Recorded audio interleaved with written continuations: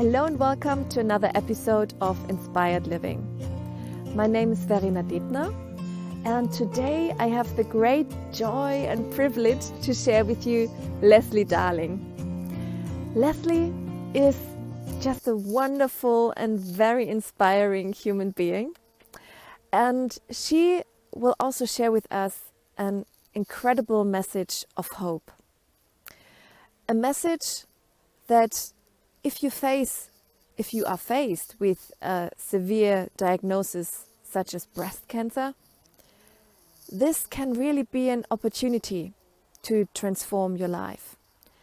And she is speaking from experience. So, well, here is Lesley. Enjoy!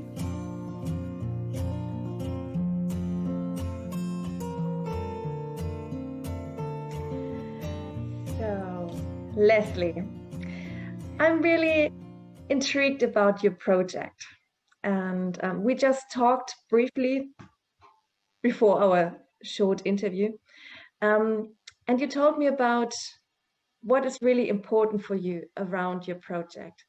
Would you just say it again so you can let the people know what's really important for you? Absolutely. I realised that my journey through breast cancer was quite different to the experience that most people have because of my background as a scientist and an energy worker and using different sorts of therapies. And I realised that some of the skills that I'd picked up could really be applied to this and make breast cancer not a terrible thing, but actually an opportunity, a time to evaluate your life and think about things in a different way, because you're going to transform anyway. If you get a cancer diagnosis, you know that your body's going to change. You know that your life circumstances are going to change in all sorts of ways. And if you're focused on that, if you're focused on being a patient and going through the medical system, then I think you miss an opportunity to think, this is a second chance at deciding what I want to do with my life. This is an opportunity to say, okay, I'm going to have to change things. I'm going to have to fit cancer treatment into my life. I've got to reschedule everything. I've got to totally look at my diary and think, what's important to me? What am I not getting to that I always wanted to do? Because this is your wake-up call to say, this is your life. It's time to start living it for you. And sometimes we get very, very carried away with all the things that we have to do, our business or our families, and we start to miss ourselves out of our schedule a bit. And I think sometimes breast cancer comes as a wake-up call to say, everybody is in your schedule apart from you. And this is your chance to really think about that and think, what do I want to do? Because we don't know how long we've got left on this planet. It's not a gloomy thing to think about that, as far as I'm concerned. I think it's a good thing to think, well, if this day was your last, would you get to the end of it and think, yeah, that was a good day? You know, I did something. I did something that I wanted to do. Or would you think, well, you know, I really made sure my house was clean and all those things. And, you know, I wanted to start writing a poem and I didn't sit down and do that. You know, it's about just using it as an opportunity to say, your life is about to change. Why not transform it instead? And that puts you back in control. So my project is, I'm working with Michael Neal, as you know, to do the Creating the Impossible project. And I'd had this in the back of my mind that I wanted to do this in a formal way. At the moment, I talk to people anyway. And I thought, I'd really like a place where people could find me and I could talk to people. So our project is for 90 days and it's called Creating the Impossible because it's It's meant to be something that you've got like a 20% chance of really succeeding in, which means that if by blood, sweat and tears you worked as hard as possible to achieve your project, you'd still only have a 20% chance of success. And that leaves 80% up to the universe, miracles, everyday miracles. And that just really excited me. So I thought, well, it's got to be something measurable. So the project was for me to reach 100 women in some way, 100 women with breast cancer diagnosis, and to just start them thinking about this in a different way, not thinking, I'm just on this treadmill of treatment and being a victim of breast cancer. It's about, there are lots of choices. There are lots of different ways to think about your life, and lots of tools that I've used. Things that are really helpful for stress relief, those sorts of things. So that's what I'd like to share with people. And if I help 100 women to go, oh, that's really good, I'm going to do that next time, then that would be a miracle to me. That would be a success if I could manage to do that by the middle of April this year. So that's where the project came from.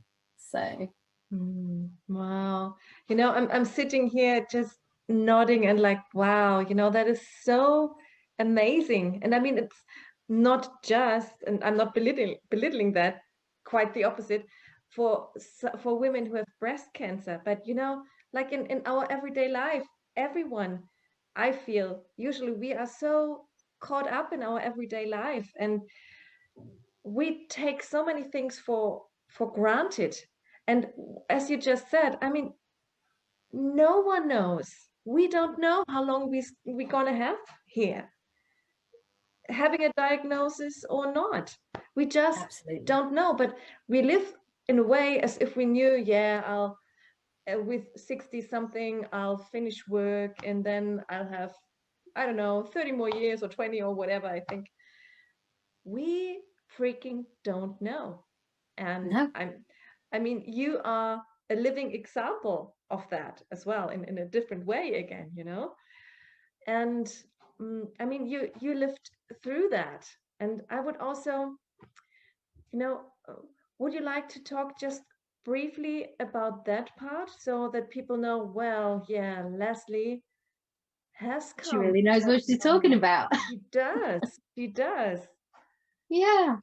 Well, I was part of a special thing that the UK government did. They called some women up for an early mammogram. So before they were 50, they got a mammogram.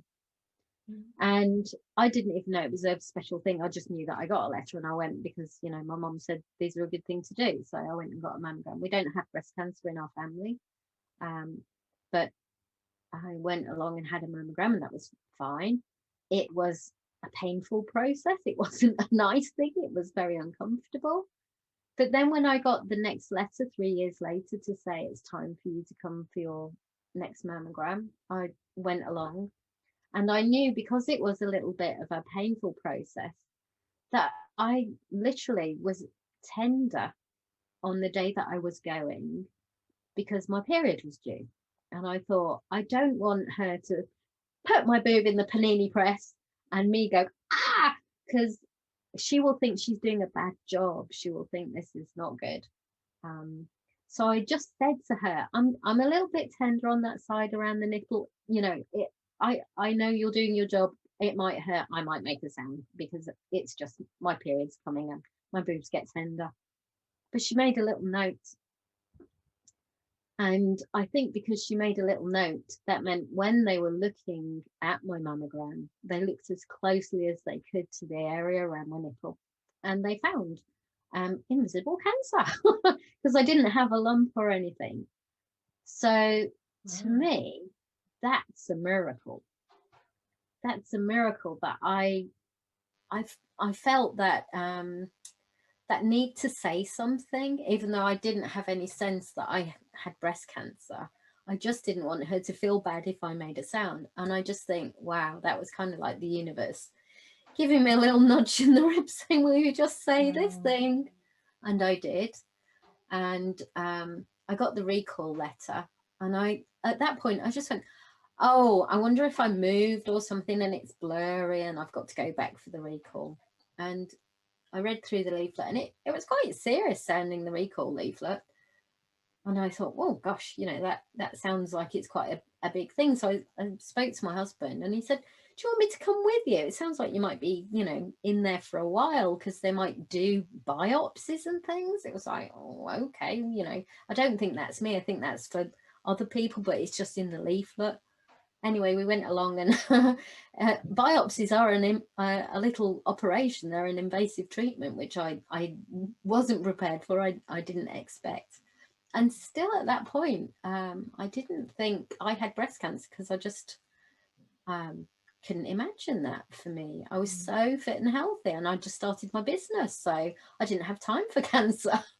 And then while they were doing the procedure, the consultant came in to talk to me, and she put her hand on mine, and she looked me in the eyes, and she said, Lesley, I don't like the look of this. I'm going to tell you, it has some signs that I'm very familiar with.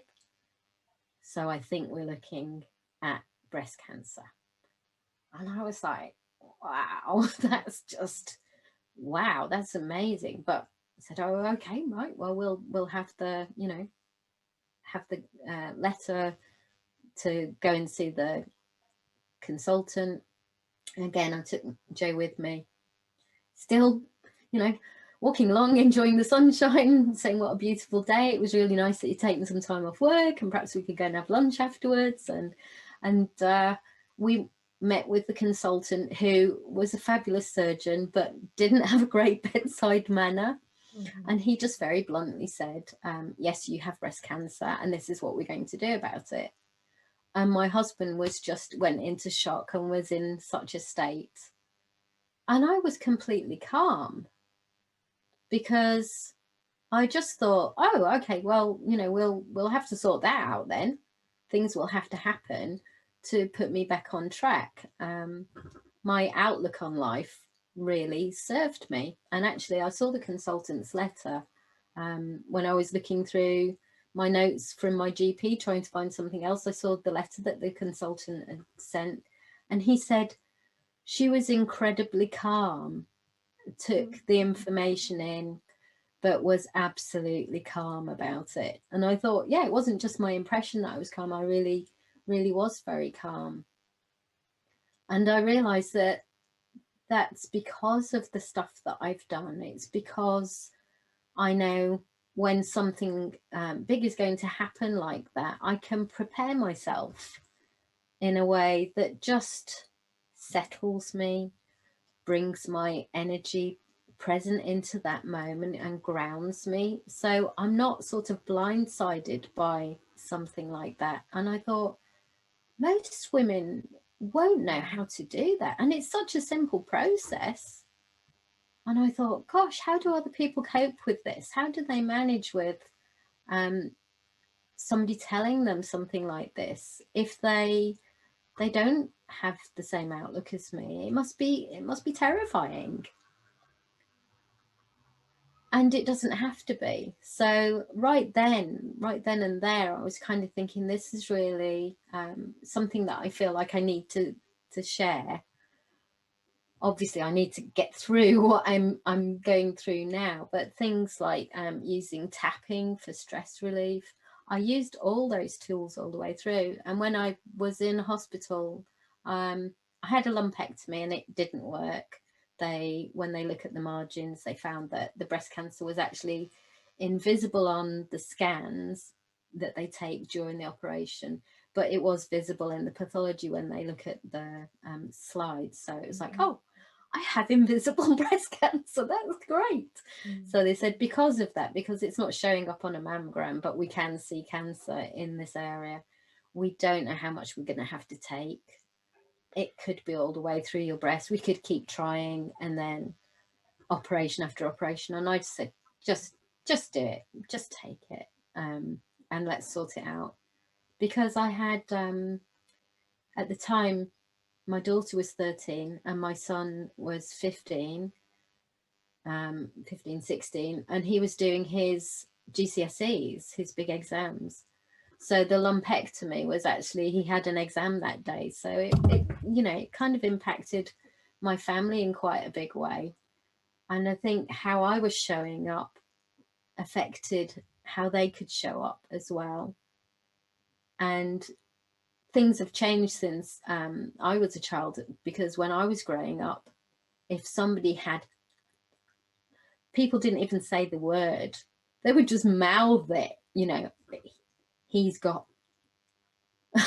And you just think, why are the adults behaving like this? Is very strange. It's and it meant to get cancer was just a disaster. It was, most people didn't survive in those days. It was still considered a really bad thing. But over that time, all the women who've gone ahead of me and had breast cancer and had groundbreaking surgeries and trial treatments, they've paved the way for people like me to come along and have a fairly easy ride. Not that having a mastectomy and a DEP reconstruction is easy. I mean, it was an 8-hour operation, but it was easy in terms of I had more of a sense that I would survive, that I was going to get through this. And when I told my children that the diagnosis was breast cancer, they didn't react badly at all. They just said, oh, what are they going to do? Because they've grown up seeing people bald, running marathons, you know, with a pink ribbon on, and their impression of breast cancer is different. And I thought, you know, yeah, this is really something that needs thinking about and sharing, because sometimes things change in society, but how we talk about them, how we think about them doesn't change. And actually, we've now got probably one of the biggest clubs on the planet that nobody wants to be part of. It's the breast cancer club. And the surgery is fabulous. The treatment is really good. Reconstructions are getting better all the time. I got a tattoo, so I've got a pretend nipple to look in the mirror and see. So it's not such a shock when you look at yourself, you look more like a woman and you kind of don't notice it so much. Things like that have just made a massive difference. But the mindset stuff isn't really addressed. And I was given minimal support for how to actually deal with the stress of what I was going through. Fortunately, I had the tools to help me. And even on the ward, when I came round from my surgery, there was another lady in the bed next to me who I'd met the day before when we were being drawn on, when they were marking us up for our surgery. And she was having the same operation that I was having, to take material from your tummy and put it on your chest to make a pretend boob. And we kind of, you know, connected and sort of said, oh, well, we'll get through this. She was actually a nurse at that hospital. So she came out and had a complication, and she was terrified. She was so frightened because she thought this could be it, or she might lose part of the transplant, something like that. So even though I just had my operation and I was completely wired up to everything in the high dependency unit, I was just using all my skills to calm her and to get her in a place where she could go back into surgery and then come back out. And we're really good friends now. So, and I just thought, I want to do this. This is what I want to do. I want to make it an easier journey if I can. There isn't a one size fits all. I mean, I'm less than 5 foot tall. If I was to wear the same clothes as my husband, I'd look ridiculous. There isn't a one size fits all with anything, but we can get an idea of if something works for lots and lots of people, something like EFT for calming stress. It's been proved clinically now that it's even better than cognitive behavioral therapy for things as difficult as PTSD, post-traumatic stress disorder. So if you know that you've got a tool that works like that, but it's just not really known about. It doesn't interfere with the therapy anyway. No doctor's going to say don't do it. And if you can share that with people and say, make life easier on yourself, you know, if you're going through something and you can feel your stress levels rising up, then you can even do it in a quite secretive way, because you can just tap on simple points on your hand. You don't have to do the full looking very strange stuff. So it's a tool that's there. It's portable. It's something somebody can do sitting in a waiting room, waiting for that conversation with a consultant. And nobody needs to know that you're just doing something to settle yourself. Yeah. It's about empowering people. Yeah, just giving them simple things like your body position makes a massive difference to how you feel. Your brain associates a posture like this as I'm really sad and quite depressed, and a posture like this as I'm super confident, I am Wonder Woman, you know. So when my letter comes through, because every year I have to go for a mammogram on the other boob, every year that letter comes through that is the result, I kind of go, okay, so this is another test of my tools. And I just breathe and I put myself into my Wonder Woman pose, because I know I've been through breast cancer once. I did that and I'm still here. So even if this is the worst possible news and it says I've got it again, I can get through it. And it just changes my attitude. So when I open that envelope, I'm not already in a, oh, I can't read what it says because I'm shaking so much, which, you know, I know other people that's the state that they get themselves into. I have people that I talk to who said, I've got it, but I can't open it because I'm too worried. And they're actually fearing something that hasn't even happened yet. Wow. So, yeah. So that's really amazing. And, you know, I would like to highlight a few things. So, you know, you had the experience, you've been through it. So you know what worked for you, what didn't work. You just know. And what I also love about you, not only that you have been through this experience, like I'm sorry that you've been through it, but you can tell other women about it. And yeah, you have this scientific background as well. So you kind of you have so many things that you combine within yourself. You have the scientific mind, you have the experience, and you also have the empathy, you know, for other people. And what I also would like to highlight is that, yeah, on the one hand, you know what works, you have tools, but you know, that is just one part of it. And the other part is you still need to know how to use your tools, you know, which is a kind of mindset or an outlook on life, you know. yeah, And this is something I think that we can learn in a way, but it's not like I don't know how to learn cooking, or maybe it is, I don't know, but it really is what I'm getting from you.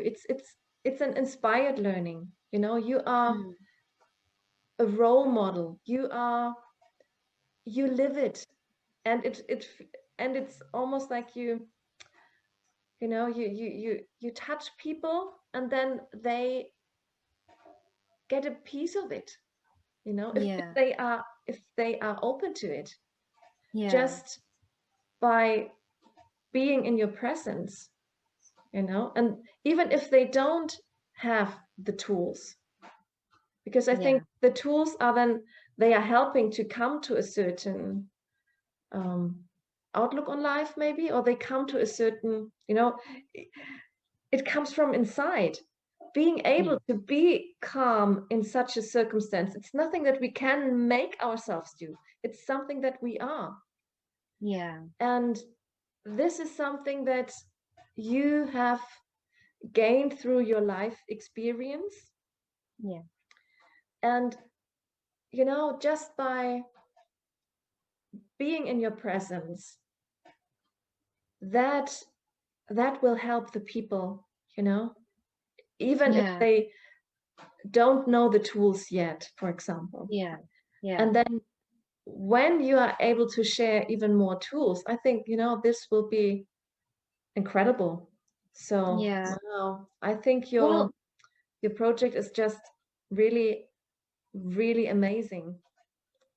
it's the project is kind of just finding a different way to reach people, because when I work one-to-one, you know, an hour spent with somebody helps the person, and you know, they can then go off and use the tools. But that's, I have 24 hours in a day, and I have to eat and sleep, and I have a Exactly. family and those things.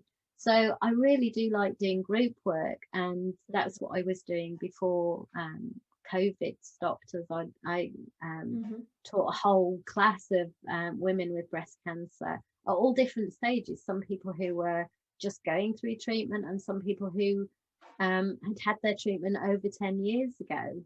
And they still had issues around breast cancer that these tools could help.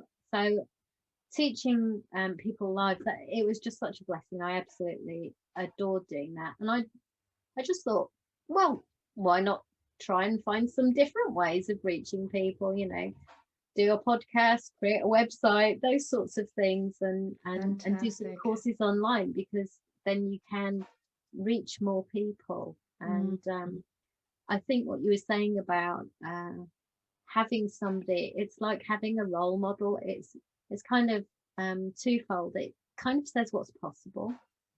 If I can do it, it means it's possible. There's nothing special about me. I am not unique in any way. I wasn't born with a special gift. I just have learned how to use some things that really make me feel better in myself. I use my thinking to support me rather than beat myself up, those sorts of things. And if I can do that, then that means somebody else can learn how to do it as well. Even if they're not doing it now, they can look at me and see that it's possible. In the same way that until Roger Bannister ran the 4-minute mile, people said it's just not possible. A man cannot run that fast. He can't run that fast. And then he did it, and everybody went, "Oh, right, it's doable." So instead of thinking, well, I won't put the effort in to get there, they put an extra effort in, and then suddenly everybody was, you know, thinking it was possible. And Not me. that is so helpful. Yeah. So how can women get in contact with you to find out more about you and the project and get involved as well? Well, the website, I'm hoping to have that up and running by International Women's Day, which is the 8th of March. And I thought, that's coming up. That's quite a handy one to sort of aim for, because sometimes you need a deadline to focus on, to make yourself get around to doing things. And I'm not a particularly techie person, so I've had to be teaching myself how to do the website and doing all those things. But I have set myself that target for the project, that it will be live by then. So people would find me at lesleydarling.com.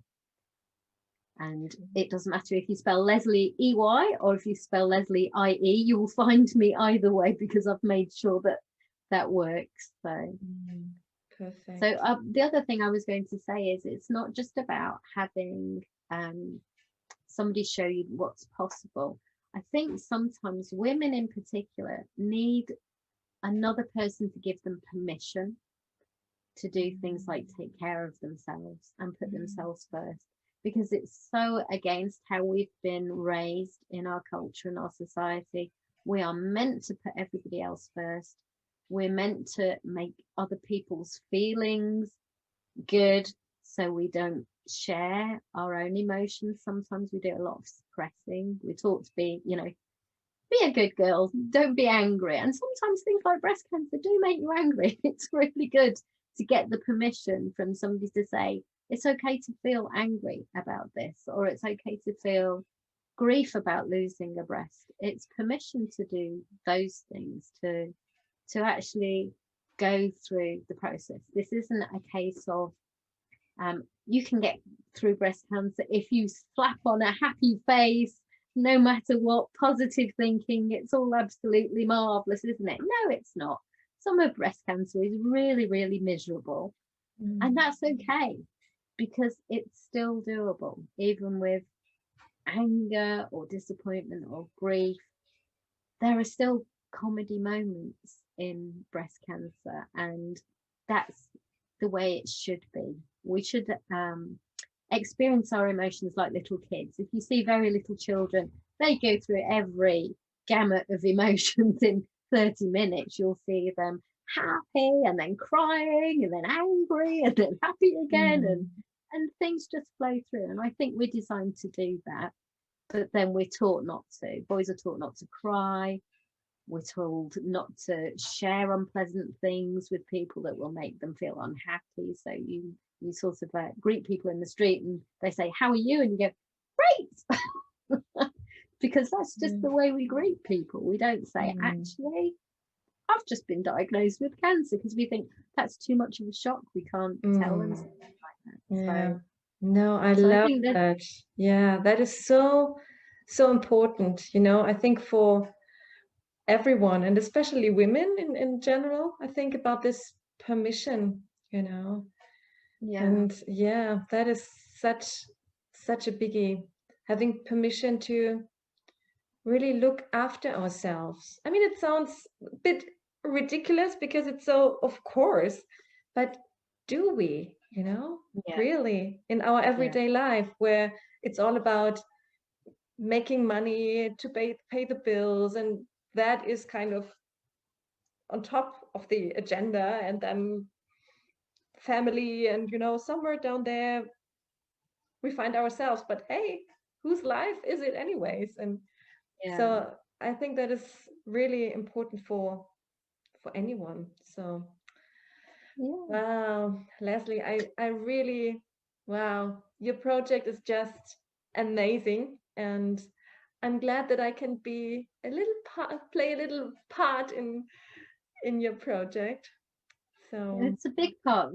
It's a big part because that's part of the idea of the Impossible Project. Is we're so used to having these dreams in our heart, but we don't talk about them because we think, well, it's impossible. I can't do it.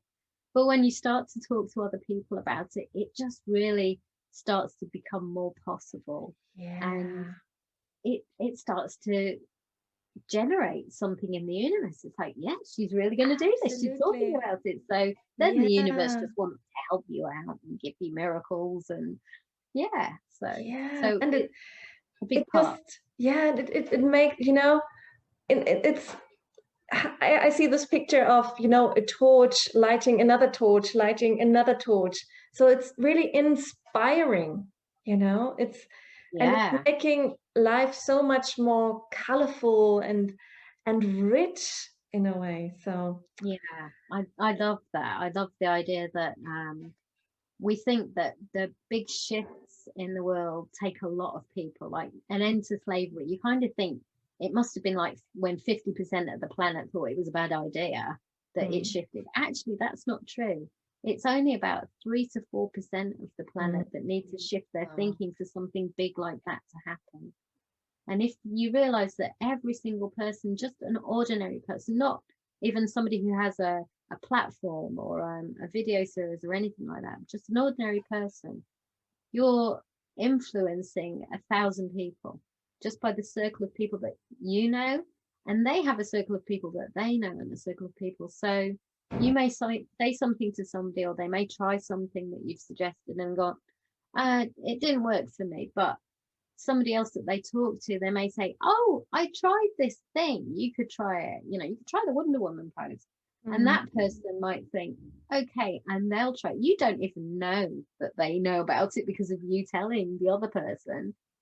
And we yeah, can affect all these people. And I just think of the ripples beautiful. going out. Yeah, So wow. let's all send those ripples of, try this, it worked for me. I'm not invested if it doesn't work for you. That's okay, but share it. Somebody else might need it, Yeah, let's ripple. Oh, beautiful. Lesley, thank you so much. And I'm really looking forward to hear, how your project will play out. So lovely. I'll keep you updated. Thank you Thanks so much much for this conversation. Thank you.